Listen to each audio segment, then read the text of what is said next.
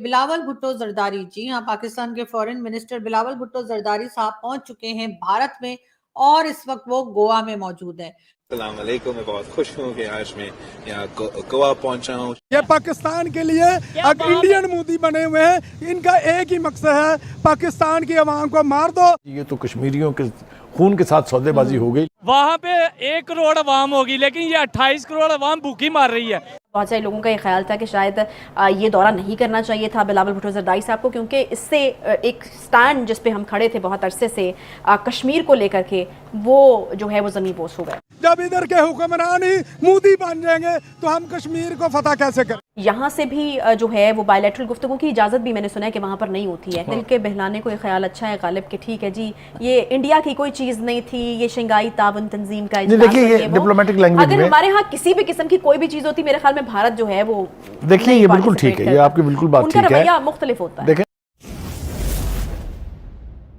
नमस्कार दोस्तों, जय हिंद। Welcome to after morning news channel. भारतीय विदेश मंत्री एस जयशंकर ने पाकिस्तान के विदेश मंत्री बिलावल भुट्टो से एससीओ समिट के दौरान हाथ नहीं मिलाया। एस जयशंकर शंघाई सहयोग संगठन के मीटिंग के दौरान मंच पर सदस्य देशों के सभी विदेश मंत्रियों का स्वागत कर रहे थे। इस दौरान बैठक में भाग लेने आए पाकिस्तानी विदेश मंत्री बिलावल भुट्टो जब मंच पर पहुंचे तो जयशंकर ने हाथ मिलाने के बजाय दूर से नमस्ते किया। इसके जवाब में बिलावल भुट्टो को भी नमस्ते ही करना पड़ा। फोटो सेशन के बाद भारतीय विदेश मंत्री ने भुट्टो का मंच से दूसरी तरफ जाने का इशारा किया। इस साल भारत एससीओ के अध्यक्षता कर रहा है। मीटिंग से पहले भारत के विदेश मंत्री ने एससीओ के मंच से संबोधित किया, जिसमें आतंकवाद का मुद्दा प्रमुखता से उठाया और बोले ये ध्यान रखना चाहिए कि आतंकवाद से लड़ना एससीओ के स्थापना संकल्पों में से एक है। बिलावल भुट्टो भारत आने के बाद से पाकिस्तान में विभिन्न चर्चा चल रहा है, जैसे कि भुट्टो ने कश्मीरी मुद्दा नहीं उठाया, वो तो बस इंडिया घूमने गया है। अच्छी बात यह है कि जी डॉक्टर जयशंकर और बिलावल भुट्टो जरदारी जो हैं, दोनों की मुलाकात हो चुकी है और बहुत बड़ा दिल दिखाते हुए डॉक्टर जयशंकर ने उनसे हाथ भी मिला लिया है, जबकि मेरा ख्याल है वो भूले नहीं होंगे कि उन्होंने जो कुछ कहा था। लेकिन फिर भी जैसे मैंने कहा कि इंडिविजुअल और कंट्रीज में जो है वो फर्क होता है। कोई इंडिविजुअल्स ऐसा हो सकता है कि किसी को कुछ कह दिया तो आप कभी जिंदगी भर बात नहीं करते, लेकिन मुल्कों में ऐसे नहीं होता है। और जाहिर है कि इसी वजह से डॉक्टर जयशंकर ने उनको बुलाया भी डिनर पे। ये और बात है कि बिलावल भुट्टो जरदारी जो हैं वो देर से पहुंचे और कहा ये गया है कि जी वो किसी दूसरे फॉरेन मिनिस्टर साहब से मीटिंग कर रहे थे, शायद रशियन फॉरेन मिनिस्टर से, और इस वजह से पहुंचने में देर हो गई। अब इसके ऊपर भी बातें बन रही हैं। अब अगर जल्दी पहुंच गए होते तो आप लोग कहते कि खाने के लिए बड़े इंटरेस्टेड थे कि टाइम पे पहुंच गए।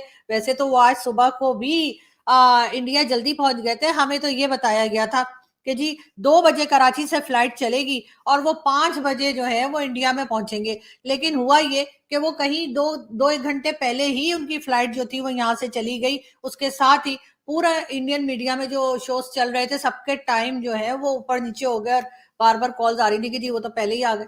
तो अब उसके ऊपर आप लोग कह रहे थे कि बहुत एक्साइटेड थे क्या जी, जो आपके फॉरेन मिनिस्टर इतनी जल्दी आ गए, मतलब 2-3 घंटे पहले आ गए। मतलब आप लोगों को किसी तरह से चैन नहीं है। अब वो बेचारे अगर गोवा जो है 2-3 घंटे पहले पहुंच गए तो आपने कहा अच्छा जी गोवा के चक्कर में आए होंगे। तो मैं आपको ये बताती चलूं कि बिलावल भुट्टो जरदारी उन लोगों में से हैं जिन्होंने शायद ही कोई कंट्री या कोई सिटी ऐसी होगी जो ना देख रखी हो। तो इस वजह से इस बात को तो भूल जाइए कि वो सिर्फ गोवा के चक्कर में आए। वैसे हो भी सकता है क्योंकि गोवा शायद वो नहीं गए थे, लेकिन फिर भी आप लोगों ने इस किस्म की बातें की। उसके बाद जी जब वो डिनर पे देर में आए तो कहते जी ये तो देर में आए। तो कोई बात नहीं ना, रोटियां खत्म तो नहीं हो गई थी ना। तो ये कि मतलब अगर जल्दी आ जाए तो भी प्रॉब्लम है, देर में आए तो भी प्रॉब्लम है। आखिर आप लोग चाहते क्या है? और अगर आप लोग ये चाहते हैं कि हम लोग एकदम टाइम पे आए, तो जी टाइम पे तो हम लोगों ने आज तक कोई काम नहीं किया, तो अब हम आगे कैसे करेंगे? और जनरल बाजवा ने ये कहा कि पाकिस्तान के जो फौजी टैंक हैं उसके अंदर फ्यूल नहीं है, इसलिए हम भारत से जंग नहीं लड़ सकते। मगर उसके लिए तो कोई बड़ी बात नहीं है। उसके लिए तो सिर्फ जज्बा ही चाहिए होता है, और जज्बा तो कूट कूट के भरा हुआ है हमारे लोगों में। तो फिर उसके लिए टैंकों की क्या जरूरत है? आप लोग वैसे ही घोड़ों गधों पे निकल जाते। गधे भी बहुत है पाकिस्तान में। हम तो उल्टा चाइना को दे रहे हैं, एक्सपोर्ट कर रहे थे चाइना को एक जमाने में हम लोग गधे, कि वो बेचारे उनको पका पका के खा जाते हैं कि पता नहीं क्या करते हैं। लेकिन हमने बहुत गधे उनको भेजे, तो वो अब घोड़ों पे गधों पे कैसे भी बैठ कर चले जाते आप जंग लड़ने के लिए। इससे पहले भी तो कई जंगें लड़ी हैं आप लोगों ने, बल्कि मैंने तो ये सुना है कारगिल में जो आप लोग गए थे उसके बाद तो आप अपने फौजियों की डेड बॉडीज भी नहीं ले रहे थे, तो हो सकता है ये भी बाजवा साहब ने आपको बताया। लेकिन सर ये सब बताना गद्दारी नहीं है, वो बेचारे तो सच बता रहे हैं। अब आप देखें ना, 4 जंगें हमने लड़ी, ठीक है, हाँ लड़ी तो है, हार गए वो एक अलग बात है, लड़ी थी, लड़ते लड़ते हार गए। ऐसे नहीं कि हम बैठ के चिलगोजे खा रहे थे, नहीं। मगर हाँ ये जरूर है कि हो सकता है कि मटर इसी वजह से छीलने शुरू कर दिए कि छोड़ो यार अब जंग वंग तो करनी नहीं है, तो फौजी मटर निकाल लेते हैं। बहुत सारे लोगों का ये ख्याल था कि शायद ये दौरा नहीं करना चाहिए था बिलावल भुट्टो जरदारी साहब को, क्योंकि इससे एक स्टैंड जिस पे हम खड़े थे बहुत अरसे से कश्मीर को लेकर के, वो जो है वो ज़मीन बोस हो गए। देखिए हम दो चीज़ों को मिक्स कर रहे हैं, इसीलिए कन्फ्यूजन बढ़ रहा है। एक तो ये है कि ये ना तो भारतीय तंजीम है, ना ही भारत में इसका कोई हेडक्वार्टर है। ये तंजीम है शंघाई कोऑपरेशन ऑर्गेनाइजेशन, ये चाइना के इनिशिएटिव पे बनी थी और पाकिस्तान उसके बुनियादी अरकान में से एक है और अहम मेंबर है। उसका इजलास जो है वो मेंबर ममालिक में हर जगह होता है।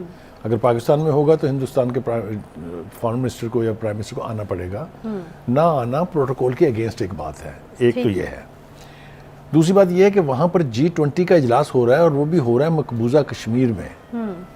उसकी मुखालफत हो रही है हर सतह के ऊपर। आज भी प्रेस कॉन्फ्रेंस की मौलाना अशरफी ने और पाकिस्तान के मौक़िफ़ को उजागर करने की कोशिश की, और मुस्लिम दुनिया की क़यादत से, ख़ास तौर से सऊदी अरब से उन्होंने दरख्वास्त की कि खुदा के लिए इसके अंदर आप मत जाइएगा और आप बाकी के जो मुस्लिम ममालिक इसके रुकन हैं उनको भी रोकिए, और रोकना चाहिए। इसलिए कि हिंदुस्तान ये कोशिश कर रहा है कि कश्मीर पर अपने कब्ज़े को इंटरनेशनल रिकग्निशन दिलवाई जाए। ये हम कभी भी नहीं चाहेंगे। बिलावल के जाने के बारे में दो तरह की राय सामने आई। PTI ने इसके ऊपर बिटरली क्रिटिसाइज किया। खासतौर से फवाद चौधरी साहब ने कहा जी ये तो कश्मीरियों के खून के साथ सौदेबाजी हो गई। लेकिन शाह महमूद कुरैशी जो खुद फॉरेन मिनिस्टर रहे हैं, उन्होंने कहा ये लाजमी था जाना, ये ज़रूरी था जाना। तो एक तो ये कि there is a difference of opinion within the PTI, एक तो ये है। लेकिन जैसा मैंने कहा कि ये प्रोटोकॉल के तकाजे भी थे, ये हमारी जो कमिटमेंट है SCO के साथ उसका तकाजा भी था कि वहाँ नुमाइंदगी का हक अदा किया जाए और मैदान खाली ना छोड़ा जाए। देखिए अगर फ़र्ज़ करें हम वहाँ नहीं होते और कश्मीर के हवाले में हिंदुस्तानी डेलीगेट जो है वो कुछ कह देता तो किसी को तो जवाब देना था वहाँ या नहीं देना था। तो कई एतबार से ये बेहतर है कि वहाँ वो मैदान हमने खाली नहीं छोड़ा। लेकिन इसका ये आस्पेक्ट ज़रूर है। अब इसका दारोमदार इस बात पर है कि क्या बिलावल भुट्टो जरदारी साहब अपने काउंटर पार्ट के साथ बाइलैटरल गुफ्तगू करते हैं कि नहीं। अगर बाइलैटरल गुफ्तगू वहाँ हुई तो फिर ये वो मौक़िफ़ जो है कि पाकिस्तान के ने कश्मीर, खैर वो तो होने भी नहीं वाली मेरे ख्याल में। इलेक्शन का जो माहौल है वो भी नहीं करेंगे। यहाँ से भी जो है वो बायलैटरल गुफ्तगू की इजाज़त भी मैंने सुना है कि वहाँ पर नहीं होती है। अब आपने जो बात की है मेरे ख्याल में तो मुझे तो इस तरह ही लग रही है कि दिल के बहलाने को ये ख्याल अच्छा है गालिब कि ठीक है जी ये इंडिया की कोई चीज़ नहीं थी, ये शंघाई ताउन तंजीम का डिप्लोमेटिक लैंग्वेज में अगर हमारे यहाँ किसी भी किस्म की कोई भी चीज़ होती मेरे ख्याल में भारत जो है वो, देखिए ये बिल्कुल ठीक है, ये आपकी बिल्कुल बात ठीक है, उनका रवैया मुख्तलिफ होता है।